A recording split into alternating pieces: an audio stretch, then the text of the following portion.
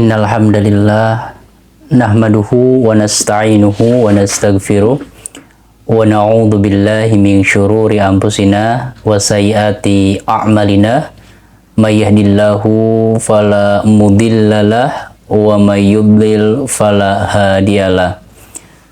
Asyhadu an la ilaha illallah wa asyhadu anna Muhammadan abduhu wa rasuluh alladzi la nabiyya ba'dah. Allahumma salli wa sallim ala nabiyyina Muhammadin wa ala alihi wa ashabihi wa man tabi'ahum bi ihsanin ila yaumiddin. Rabbi israhli sadri wa yassirli amri wahlul 'uqdata min lisani yafqahu qauli. Alhamdulillah, segala puja dan puji hanyalah milik Allah Subhanahu wa Ta'ala yang senantiasa menjaga diri kita, yang senantiasa mengalirkan rahmat dan rezekinya setiap menit dan setiap detik yang kita jalani. Sahabat yang berbahagia, insya Allah pada kesempatan hari ini kita mencoba belajar dan mengurai makna dari nafsu yang ada dalam diri manusia. Hawa nafsu seolah dalam benak kita sesuatu yang senantiasa mendorong ke dalam sesuatu yang jahat atau sesuatu yang buruk dalam kehidupan kita. Tetapi di sana ada sebuah nafsu yang dimana ada klasifikasi dari nafsu itu sendiri. Jadi ada nafsu yang dia itu benar-benar murni mengajak manusia, mendorong manusia untuk melakukan sebuah dosa dan kemaksiatan. Dan ada juga nafsu yang dia senantiasa menyesali ketika dia melakukan sebuah dosa, ketika dirinya melakukan sebuah kemaksiatan, ada dorongan untuk menyesali apa yang sudah dia perbuat dari perbuatan dosa dan maksiat. Dan yang level ketiga adalah nafsu yang dia sudah tunduk dalam ketaatan kepada Allah Subhanahu wa Ta'ala. Nafsu ini membawa sebuah ketenangan dan dorongan untuk taat kepada Allah Subhanahu wa Ta'ala. Yang pertama, kita urai satu persatu. Nafsu yang senantiasa mendorong manusia untuk melakukan sesuatu yang buruk itu disebut dengan nafsu amarah. Nafsu amarah ini adalah nafsu yang dia senantiasa mendorong manusia untuk berbuat jahat, berbuat ingkar, berbuat kedurhakaan. Jadi dorongannya itu begitu besar, begitu menggebu-gebu. Hal ini dapat kita ambil poin pelajarannya, yaitu dari surat Yusuf ayat 53. Inna nafsa la'ammarratu bisu'in illa ma rahima rabbi. Inna nafsa, sesungguhnya nafsu yang senantiasa la'ammaratu bisu'i, senantiasa mendorong untuk berbuat jelek, berbuat jahat, kecuali nafsu yang diberikan rahmat oleh Allah Subhanahu wa Ta'ala.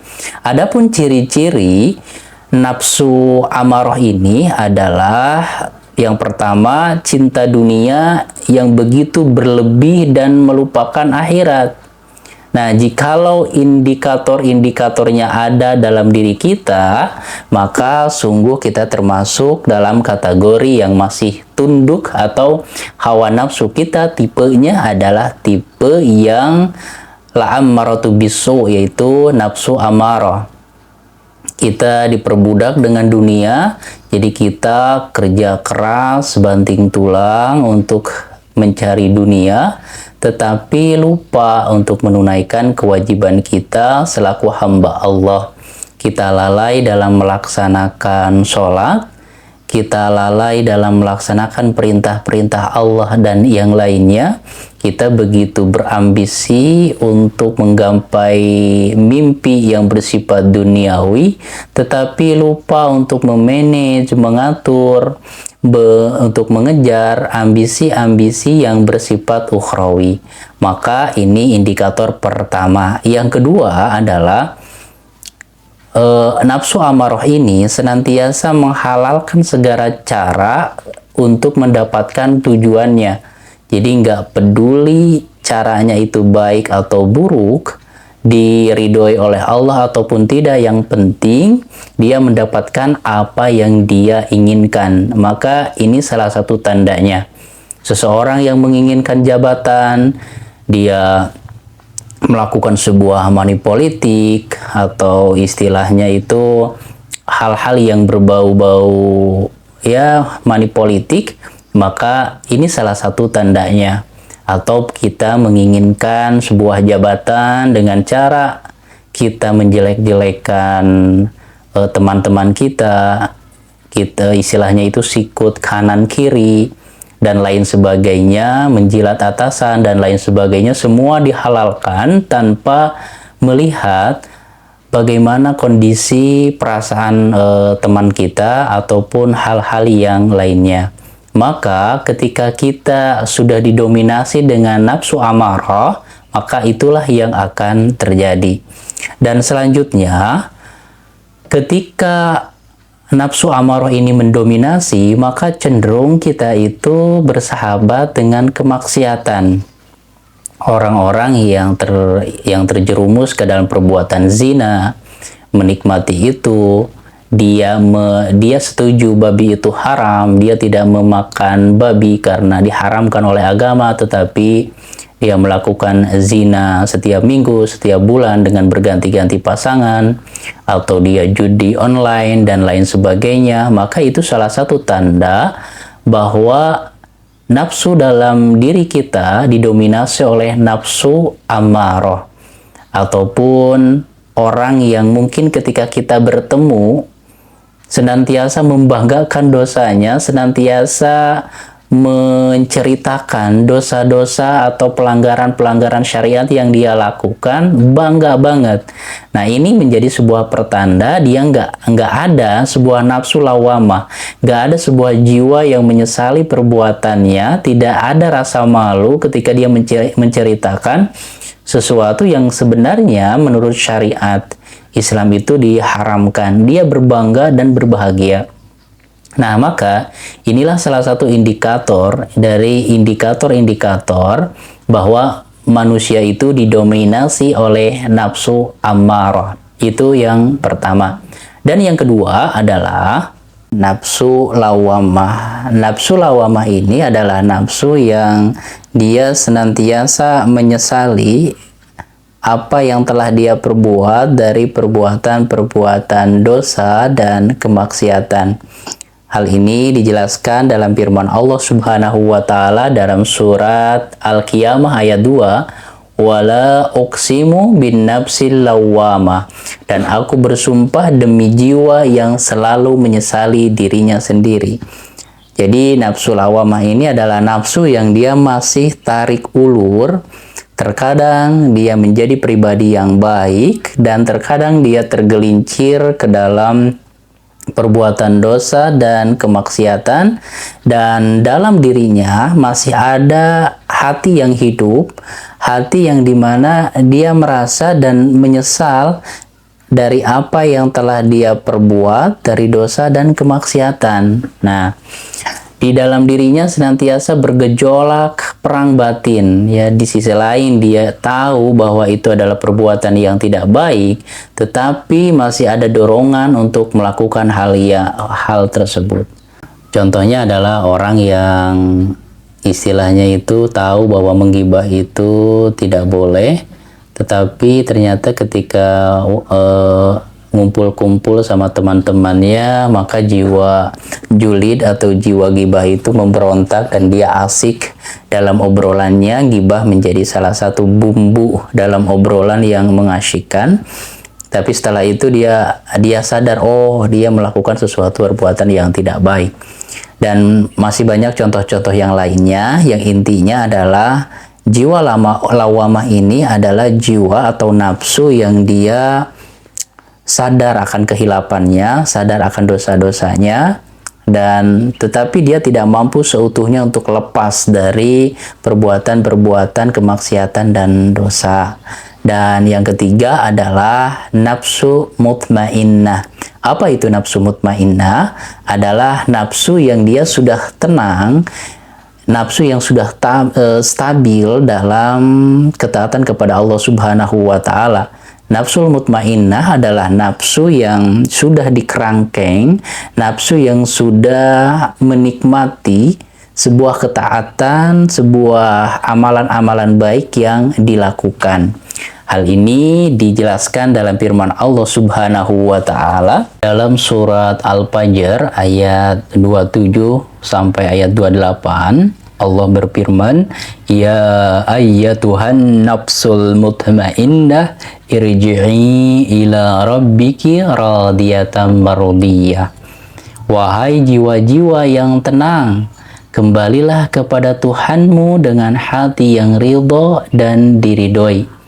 Inilah nafsu mutmainnah, nafsu yang ada dalam sebuah frekuensi keimanan, yang dimana nafsu ini adalah nafsu yang tenang dan damai dalam kehidupan. La khaufun alaihim walahum yahzanun. Tidak ada rasa takut, tidak ada rasa sedih dalam kehidupan walaupun ujian menghimpit. Dia senantiasa tenang, dia senantiasa berlapang dada. Dan jiwa ini atau nafsu ini senantiasa tunduk kepada Allah Subhanahu wa taala. Inilah sebuah nafsu yang ada dalam ketaatan kepada Allah sehingga jiwanya, hatinya senantiasa berada dalam ketenangan dan kelapangan. Dan yang kedua adalah nafsu mutmainnah ini selalu taat dan ikhlas dalam melakukan ibadah kepada Allah Subhanahu wa taala. Tidak terbang ketika dipuji, tidak terpuruk ketika dikutuk. Ini adalah nafsul mutmainnah yang istiqomah dalam kebaikan, tidak terganggu dengan hujan, petir, dan lain sebagainya. Dia tetap konsisten dalam kebaikan. Jadi hubungannya itu sudah ketat dan kuat dengan Allah Subhanahu wa taala. Jadi sudah tidak terpengaruh lagi dengan komentar-komentar dari manusia, baik pujian ataupun celaan. Maka nafsu mutmainnah ini cenderung kejiwaan dan psikologisnya itu tenang dan stabil karena dia mempunyai sebuah saklar kebahagiaan, saklar kehidupan yang ada dalam dirinya. Jadi kebahagiaannya, ketenangannya, kedamaiannya tidak ada dalam saklar orang lain. Jadi ketika orang lain mengutuk, dia tidak terpengaruh, dia tidak bersedih, dia tidak terpuruk, dia tetap berdiri kokoh karena satu-satunya yang dia cari adalah keridhaan Allah Subhanahu wa taala. Maka sungguh komentar manusia tidak mampu untuk merubah frekuensi keimanannya, kondisi hatinya, kondisi jiwanya. Dan selanjutnya, nafsu mutmainnah ini adalah nafsu yang tidak tergoda oleh hawa nafsu dunia. Walaupun dia memiliki dunia ditakdirkan oleh Allah, tetapi dunia ini ada dalam genggaman tangannya, tetapi tidak ada dalam hatinya. Inilah yang kita bisa pahami dari peristiwa percakapan Abu Bakar dan Umar radhiyallahu anhuma ketika Abu Bakar menyedekahkan semua asetnya di jalan Allah. Maka selaku orang awam kita tidak bisa memahami bagaimana Abu Bakar radhiyallahu anhu bisa menyedekahkan hartanya dari aset-asetnya, dari yang dia punyai. Sedangkan Umar juga hanya bisa separuh dari kekayaannya. Jadi bukan aset intinya yang memproduksi keuntungan, tetapi harta, istilahnya uang dinginnya, diberikan setengahnya di jalan Allah. Inilah para sahabat yang mulia yang dimana jiwanya bukan masuk ke dalam kategori nafsu amarah atau nafsu lawamah, tetapi sudah masuk kepada dimensi nafsu mutmainnah, jiwa atau nafsu yang tenang dalam ketaatan, yang sudah tunduk dalam kebaikan. Jikalau kita tarik ke dalam konsep hadis Jibril, yang dimana Jibril bertanya kepada Rasulullah tentang hakikat Islam, iman, dan ihsan, maka nafsu mutmainnah ini sudah berkolaborasi dengan karakter ihsan, yaitu senantiasa diawasi oleh Allah Subhanahu wa taala dalam setiap gerak-geriknya, sehingga subhanallah kita tidak mampu untuk mendeskripsikan bagaimana nafsu mutmainnah ini kondisi yang sebenarnya, karena yang mampu menerangkan kondisi seperti itu secara spesifik adalah orang yang sudah masuk ke dalam dimensi spiritual yang begitu dalam, ya. Kalau kita makan istilahnya masih nafsu lawamah, ya, atau bahkan nafsu amaroh yang didominasi dengan sesuatu yang buruk dalam kehidupan kita. Inilah tipe orang-orang yang suci, orang-orang yang sudah menundukkan, sudah mengekang hawa nafsunya. Dan selanjutnya, nafsu mutmainnah ini adalah tipikal karakter atau hati yang senantiasa qanaah dengan ketetapan Allah Subhanahu wa taala. Karena kesolehan, karena kebaikan diri itu tidak menjamin Allah menghilangkan berbagai ujian. Orang yang sudah hafal Al-Quran 30 juz tidak menjamin dia tidak mendapatkan ujian yang berat. Kenapa? Karena fitrah dari kehidupan itu adalah ujian. Maka semakin besar ketaatan seseorang, semakin besar kesolehan, tidak menjamin dia dihilangkan atau tidak diberikan ujian karena kebaikan, karena kesolehannya, tetapi ujian itu akan datang sesuai dengan kadar keimanan. Kenapa? Karena fitrah kehidupan adalah ujian. Jadi fitrah dari kehidupan itu pasti bertaburkan masalah dan ujian. Kalau bertaburnya wijen, ya, bertabur wijen, ya namanya onde-onde, bukan kehidupan. Nah, selanjutnya nafsu mutmainnah ini adalah jiwa yang tenang, yang dia masuk ke dalam hadis Rasulullah Shallallahu Alaihi Wasallam, yang dimana kondisi jiwa ini atau kondisi nafsu mutmainnah ini, dia sudah merasakan manisnya beribadah kepada Allah Subhanahu Wa Taala, manisnya keimanan seperti apa gitu. Maka inilah dimensi yang paling dalam, sebagaimana sabda Rasulullah, "Salasun man kunna fihi wajada halawatal iman, an yakunallahu wa rasuluhu ahabbu ilaihi mimman siwahu." Ada 3 golongan yang dimana 3 golongan ini akan merasakan manisnya iman, akan merasakan manisnya beribadah kepada Allah Subhanahu wa taala, yang tidak diberikan rasa manis ini ke hamba-hamba yang lain yang belum masuk ke level ini, yang belum masuk ke kondisi keimanan seperti ini. Nggak bisa. Mungkin kita yang keimanannya masih ecek-ecek, kita tidak akan bisa merasakan, mendeskripsikan bagaimana manisnya keimanannya orang-orang yang dekat dengan Allah Subhanahu wa taala. Maka salah satu indikatornya adalah ketika kita menginginkan, ingin mencoba, ingin hidup dalam sebuah dimensi manisnya keimanan dan keislaman itu, maka syaratnya adalah menjadikan Allah dan Rasulnya skala prioritas yang paling pertama dan utama dalam kehidupannya. Jadi pokoknya setiap langkah, setiap ayunan langkah, setiap gerak aktivitasnya harus mendatangkan ridho Allah. Itu yang dia targetkan. Sehingga visi misi yang luhur ini, sebuah perjuangan spiritualitas yang luar biasa ini, membersihkan jiwanya dari penyakit-penyakit hati, dan dia bersabar dalam perjuangan itu, dalam riyadhah, melatih jiwanya ini, Allah berikan imbalan, yaitu sebuah reward dari Allah, manisnya iman.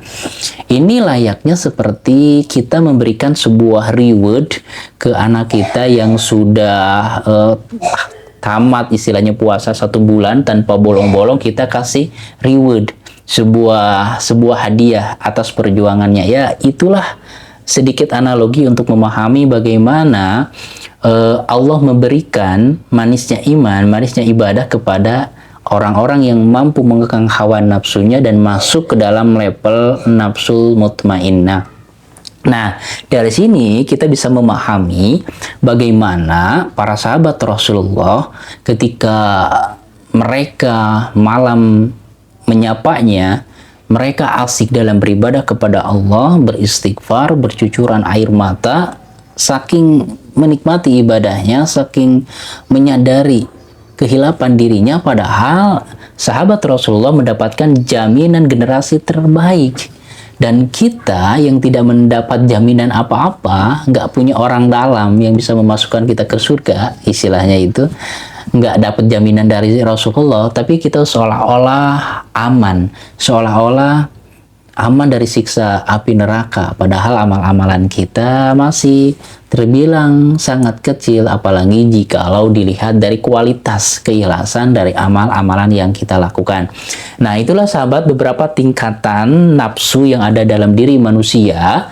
Jadi poinnya adalah yang paling pertama itu adalah nafsu ammaroh, yaitu nafsu yang didominasi kejelekan, keburukan, bangga dengan dosanya, bangga dengan kemaksiatannya, diceritakan kepada yang lain. Dan level yang kedua adalah yang sudah membersihkan hatinya, membersihkan jiwanya, maka masuklah ke level nafsu lawamah, yaitu nafsu yang dia menyesal. Ada sebuah vibrasi positif, ada sebuah pengingat dalam dirinya ketika melakukan sebuah dosa kemaksiatan.